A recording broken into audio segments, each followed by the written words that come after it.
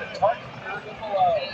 All members of this highly trained crew pride themselves on versatility as their assistance and training may take on many forms. Often these rescues occur late at night in cold waters or over rough seas and in harsh weather conditions. A typical Coast Guard crew member can and will see all of what scenarios throughout a Coast Guard aviation career. In this hovering configuration, hurricane force winds are exerted onto the ground below. And you will see the rescue swimmer out there in front of us, that of AST2 Caleb McFarland. Rescue swimmers are critical members of this most important team. Today, a walk in the park for what these fit individuals do compared to what they normally have to do in a real life scenario, often at night in horrible weather, high seas, and gale force winds. In just a moment, you're going to watch as the flight mechanic on board, that of AMT2 Jordan Buchanan, is now working to deploy a rescue basket utilizing the Dolphin Side Mounted Rescue Hoist. That hoist has the ability to lift some 600 pounds and some 200 feet per minute. And of course, they must Didn't think I would see be this. very careful while operating in these hurricane force winds. Now over the water, in order to get a survivor to safety, they will lower that hoist with an attachment. And the swimmer, as we saw demonstrated a few moments ago, can actually control that hoist with his or her body, particularly in windy conditions. And after a successful pickup, they'll then close the door and get the rescue swimmer and their survivor attended to right away. You can see the rescue basket being deployed now. These Dolphin crews are exceptionally talented. They are so well trained and organized that members of other air stations who have never met one another can walk up to an aircraft, take their positions, and perform a mission flawlessly, courtesy of just how well the training programs are. As part of Coast Guard aviation, this is demonstrated each and every year in large-scale hurricane response missions, and even most recently down in areas like Kerrville, Texas, during the floods down there, where a very young rescue swimmer went on to save some 100 lives. The aircraft today being commanded by that of Lieutenant Commander Adam Schur. He is the pilot, and he is accompanied by the co-pilot, Lieutenant Zach Osberg.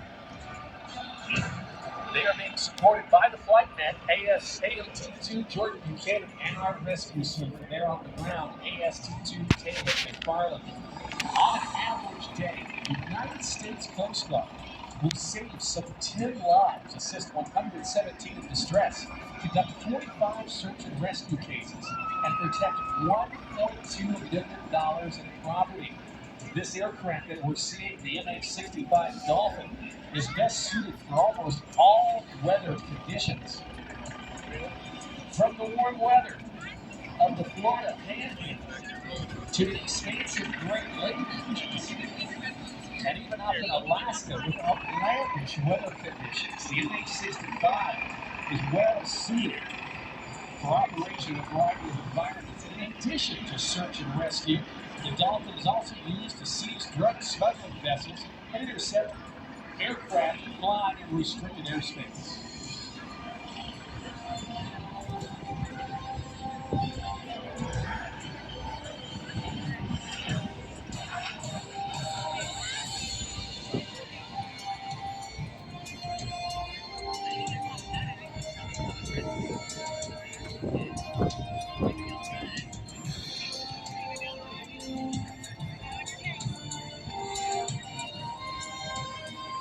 As the helicopter works its way around to reposition to pick up our rescue swimmer, they want to spend as little time as possible over the swimmer and our simulated survivor due to that very harsh downwash from the Dolphin's 39-foot rotor. And to hover a helicopter and go with it all, it takes a great deal of skill. It's sort of, they say it's like standing on a beach ball, running, jumping, and patting, and all at the same time. Those things are very busy. precise control of the engine in all three dimensions.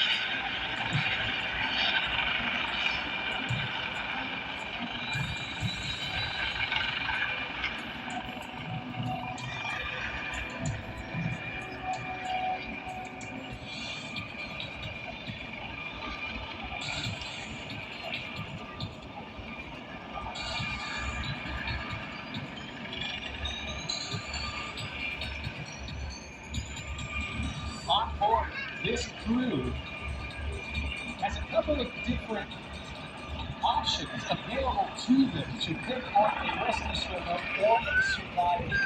The first is followed then of the rescue basket. The second is what we are seeing here, the utilization of the hoist,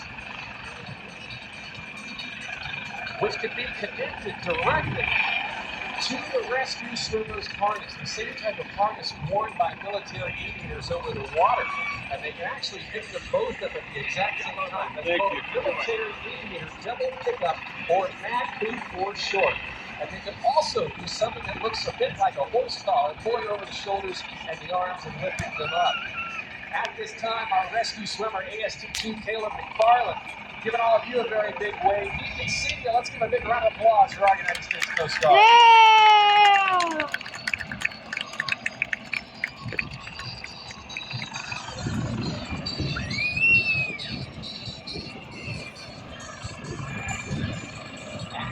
With a light breeze that we've got today, about 6 to 9 knots, you can see the aviators, the pilots, in very precise control of that helicopter. This team and this organization represents a combined and unified effort. U.S. Coast Guard supporting their role in communities to keep our friends, neighbors, and families safe. Right alongside the United States Army, the Navy, the Air Force, the Marine Corps, and now the Space Force, this is the fifth branch of our United States military, and they are a component part of Homeland Security. They remain at their ready to defend our inland and coastal waters.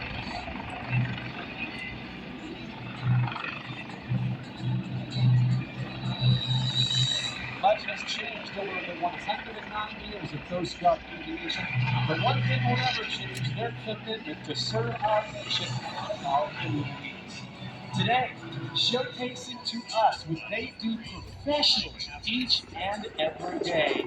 Ladies and gentlemen, please join me in saluting the brave men and women of our United States Coast Guard. Yeah!